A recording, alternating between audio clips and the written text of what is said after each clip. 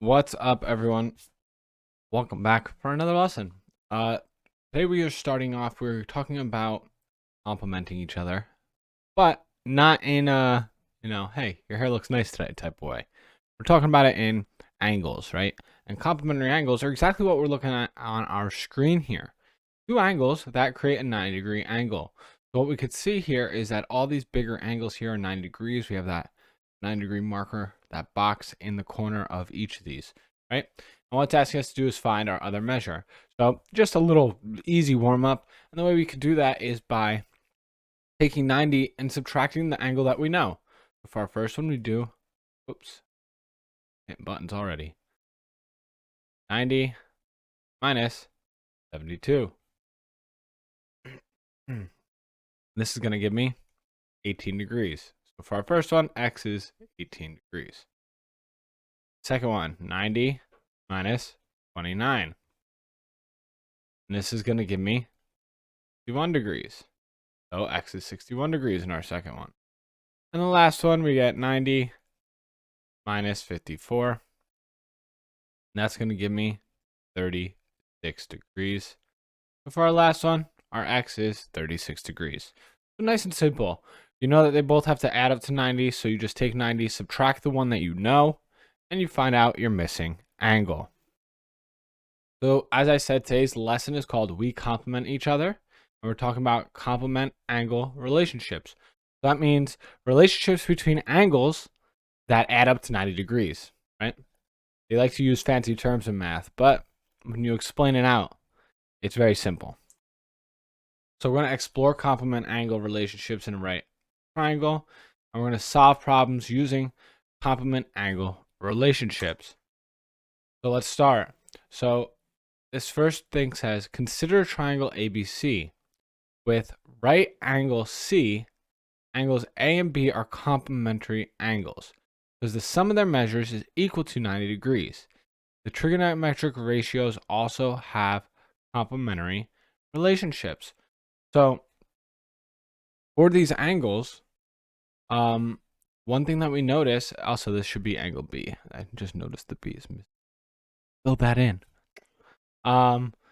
So what we know is in any right triangle, any single one, our two angles, so for this one, angle A and angle B, are going to be complementary. They have to add up to 90 because we know that the full triangle adds up to 180 and our right angle is always 90 degrees. So that means that all we have left to share between these two angles is 90, right?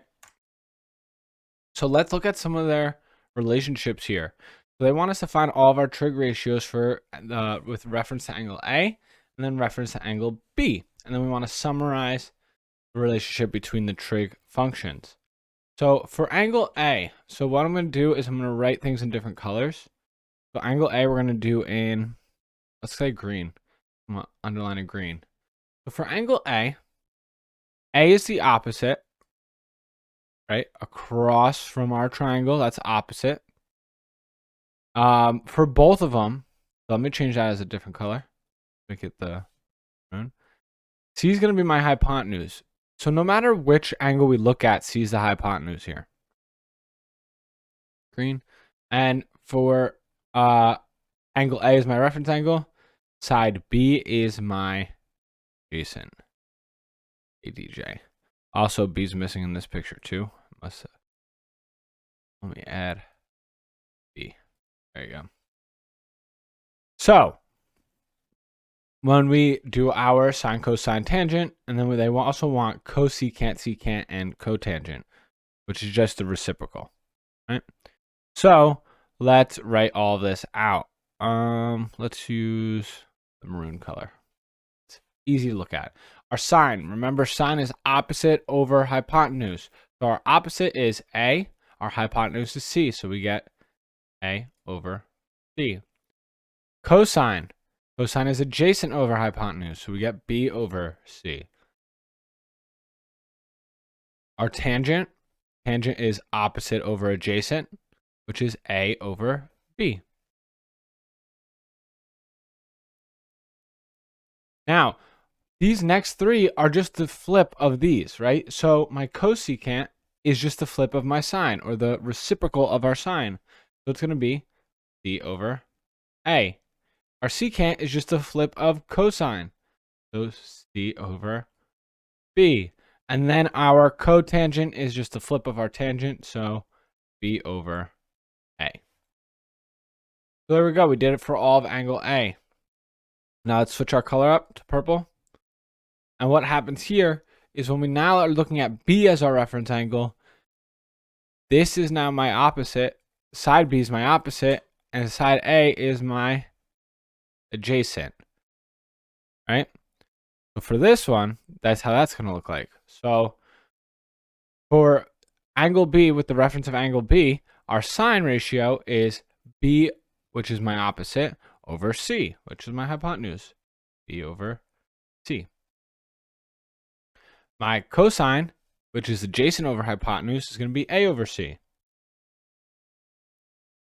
Tangent is going to be B over A.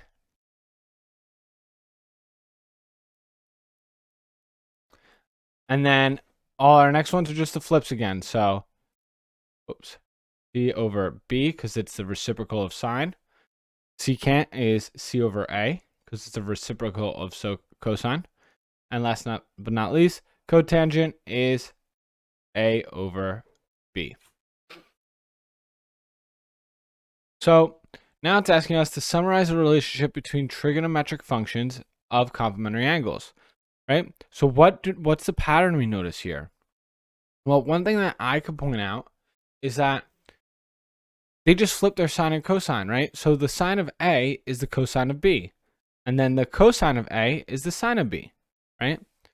So we could write that here. We could write sine of A equals cosine of B, where A plus B equals 90 degrees, right? So if these equal 90 degrees, we can also say that cosine of A equals sine of B. Same thing. And then their tangents are just reciprocals, right? So their tangents are just reciprocals of each other. That's basically it. And that's what we get here. Let me fix my where. I don't like the way I wrote it. Where. There we go. And that's the relationship between them. Right? So in this activity, we're going to investigate the relationships between complementary trigonometric functions for 30, 60, 90 and 45, 45, 90 triangles. So let's first do our 30 and 60. So as we could already tell, 30 and 60, they add up to 90, right? So they're complementary like we've been talking about. So I'm going to label things in green for my 30-degree angles. So 30-degree angles here. That means this is my opposite. And right here is my adjacent. Choose my hypotenuse. Choose the hypotenuse for both. So let's write out our sine, cosine, tangent, secant, blah blah blah. Right. So sine of 30, opposite over hypotenuse, is going to be 1 over 2. Cosine of 30, adjacent over hypotenuse, which is radical 3 over 2. And we could leave it like this because the radical 3 is in our numerator. Remember, if it was in the denominator, we'd have to radicalize it. Tangent, opposite over adjacent. So 1 over radical 3. And this is where things come into play, right? So we're going to do some scratch work down below. We get 1 over radical 3. But all we have to do is multiply the top and the bottom by radical 3 here. Like so. And that's going to give me radical 3 up top and down below 3. So really we get radical 3 over 3. Now obviously our cosecant, secant, and cotangent are just flips, right? So the cosecant is the flip of sine, so that's going to give me 2 because it'll be 2 over 1. Our next one, our secant, is the flip of cosine, but once again we're going to have to radicalize it. We get 2 over radical 3. That's what happens when we flip. Multiply the top and the bottom by radical 3. So what we're going to get is 2 radical 3 over 3. 2 radical 3 over 3. And last but not least, cotangent. Now, if we take our tangent and flip it, we're going to have 3 over radical 3, and then we're going to have to radicalize it again. But if we think back to our original tangent, 1 over radical 3, if we flip that, it just gives me radical 3 over 1, right? Which is going to just give me radical 3, and that's our answer. We'd get to the same answer if we flipped radical 3 over 3, right? It would bring us to the same exact answer, but this is just a quicker way. So there we go. Found all of our trig ratios for 30 degrees. Now let's look at 60 degrees. Now, obviously, when we have 60 degrees, we have different point of view. So this is now my opposite. Radical 3 is my opposite. And we get 1 as my adjacent. Now, we could use the rule that we just came up with. We said, hey, I know that when we have complementary angles, our sine and cosines just flip. So the sine of 60 is the cosine of 30. So this is going to be radical 3 over 2. And then this is going to be 1/2 because they just switch spots. This flips, which is really just like my cotangent. So it's going to be radical 3. Right? Now my cosecant is really just my secant of 30 because they're just flipping spots too. This is going to be 2. And then this is going to be radical 3 over 3. Your cotangent of 60 is like your tangent of 30. Right? And that's how this all relates. We didn't even have to do any extra work. I was just able to fill this in based off of what I knew from the top row. So once I found out the top row, I was able to fill in the bottom row. Once again, how does it work? Your sine and cosine switch, right?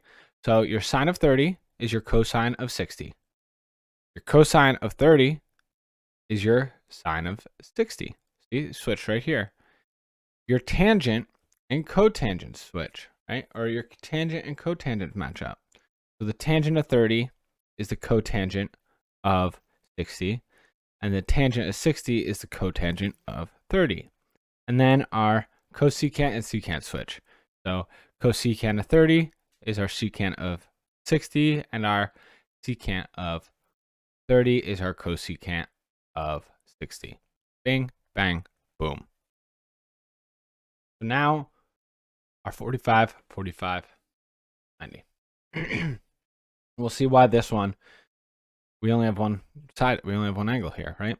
So this is opposite and adjacent. And this is my hypotenuse. Because this angle is also 45, so everything would just be the same, right? Same measurement. So sine is 1 over 1, which is just, or sine is 1 over radical 2, right? Which is when we radicalize, we get radical 2 up top, radical 2, we get radical 2 over 2. And the thing is, that's what my cosine is also. It's radical 2 over 2. My tangent is opposite over adjacent, which is just 1 over 1. So that's 1.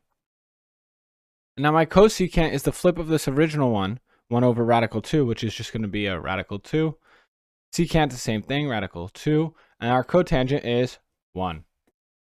And that's it. It's that simple. And now, one way we can think about it is the complementary angle to this is 45, so things switch places. But if sine and cosine switch places, it looks exactly the same. If tangent and cotangent switch place, they look exactly the same. And then if cosecant and secant switch place, they're exactly the same. So everything works out well.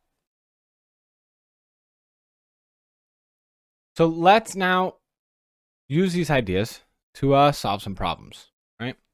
So our first problem says Trafalgar Square, I probably butchered that, Trafalgar Square. Sure. Is a tourist attraction located in London, England.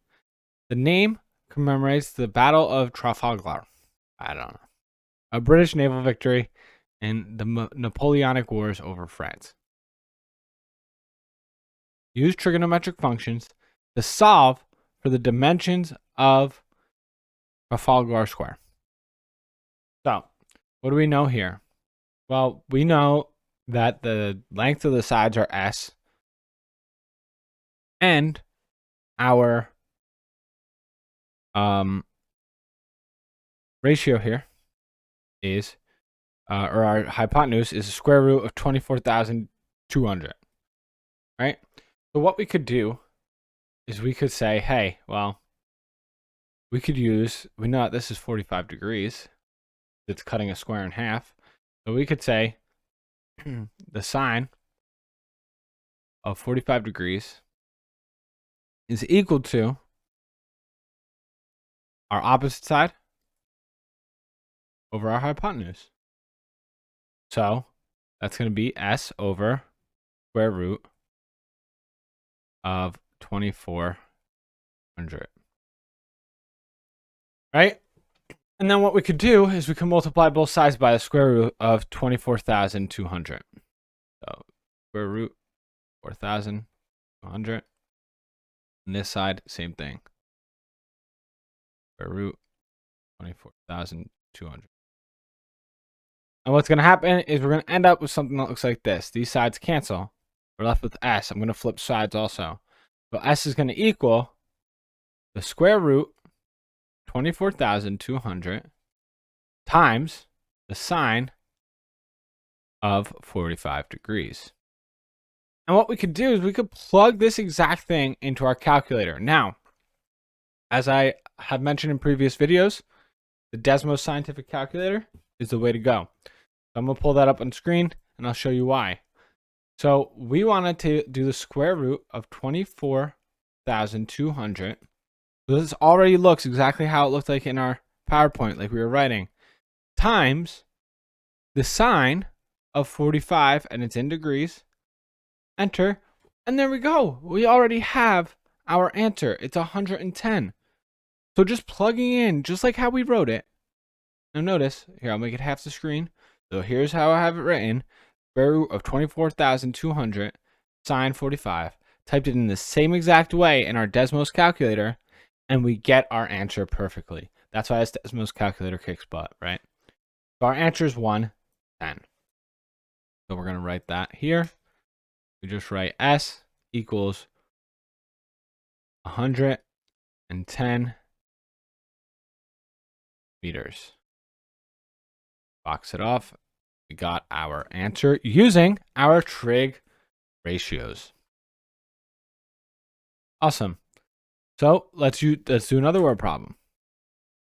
At an altitude of 1,000 feet, a balloonist measures the angle of depression from the balloon to the landing zone. Measure of that angle is 15 degrees. How far is the balloon from the landing zone?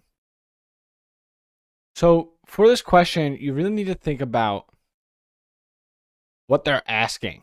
Are they asking about how far in the sense of exact distance from this point to our landing zone? Or are they saying how far in a horizontal distance? That's what we have to think about here. All right. So we're trying to figure out which one we have to use. Well, it's asking us how far is the balloon from the landing zone. So that would make us assume the direct distance, which is going to be here. So let's call this C, right? So now we need to ask ourselves, hey, which trig ratio can we use?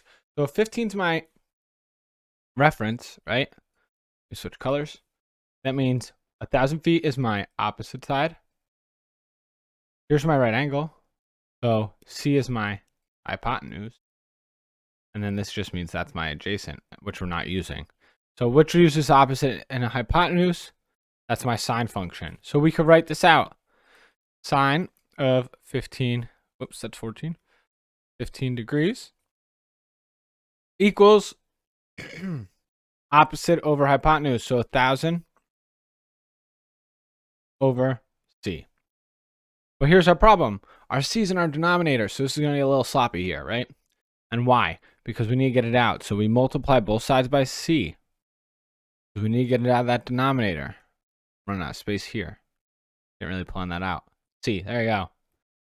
So then what happens is these cancel. So we can rewrite this as c times the sine of 15 degrees equals 1,000.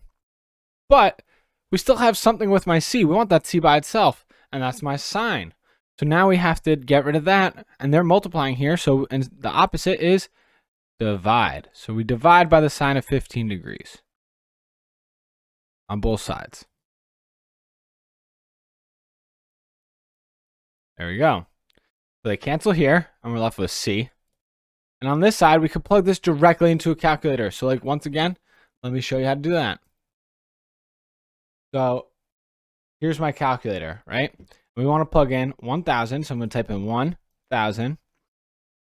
Divide it by the sine of 15 degrees. And we could click enter.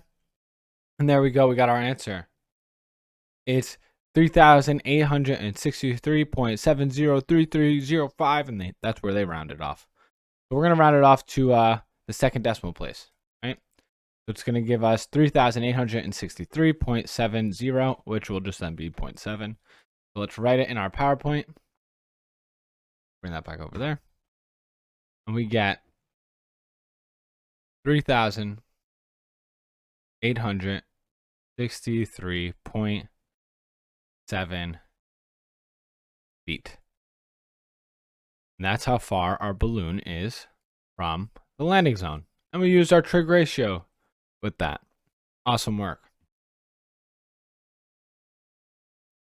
Next up, it says an aircraft uses radar to spot another aircraft 8,000 feet away at a 12-degree angle of depression. Sketch the situation and determine the vertical and horizontal separation between the two aircraft. So, we have this situation here. Let's say we have an aircraft that looks like this, and you don't really have to draw your aircraft, but I'm drawing it. Oh, God, it's so bad. Oh, God, it's so bad. There's one aircraft. And it spots another aircraft, so here. Oh, God. Oh, God, it's a small aircraft. It's really bad. Oh, God, I'm not an artist. There's my second aircraft. And the distance between these aircraft is 8,000 feet. Right? What it's asking us is what is our horizontal and what is the vertical distance. We're going to give these the notions. We're going to give it A and B. And it's also telling us that we have a 12-degree angle of depression. That means that below the horizon, right? This is the horizon that we're looking at with our aircraft. Below it, 12 degrees. Boom. So, here's our problem, right? Well, now we're going to have to set up two different problems to find A. One to find A, one to find B. So for A, we know this is my opposite. This is my, whoops, I almost said that's my hypotenuse. Yikes. That's my adjacent, and this is my hypotenuse.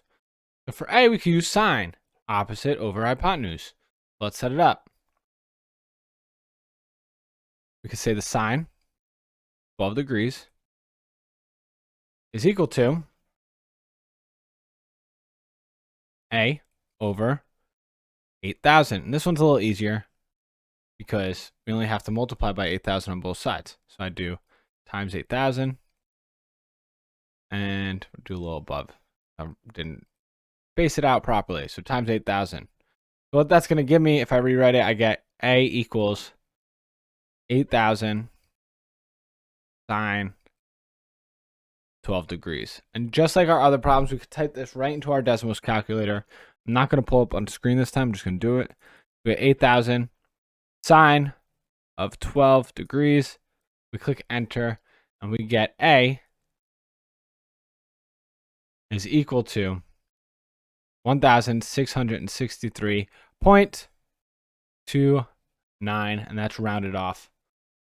That's going to be feet. There's our vertical distance. Now we need to find our horizontal. So that's B. Now B is my adjacent. So we need adjacent over hypotenuse, which tells me cosine. So for this one, we'll say cosine of 12 degrees is equal to B over 8,000. And we do the same process, except now we're just using cosine. We multiply by 8,000 on both sides. If these cancel, if we rewrite it, we get B equals 8,000 times cosine of 12 degrees. We plug that directly into our calculator. 8,000 times cosine of 12. And we get 7,825.18. So we get B equals 7,825.18. If I wanted to word this, and that's feet. If I want to word this, we could say my vertical distance is 1,663.29, and the horizontal distance is 7,821.18 feet. There you go. We solved our problem, got that answer. Beautiful, beautiful, beautiful. And that's the end of the lesson for today. As I always say, if you guys have any questions, comments, or concerns, please let me know. Let Miss Harris know. Let your teacher know. Drop a comment down below if you need any help, and I will get back to you as soon as possible. But don't be afraid to ask for help. The way we learn, and that's the way we have to do things in math. I hope you guys learned something today, and I'll talk to you next time. Peace.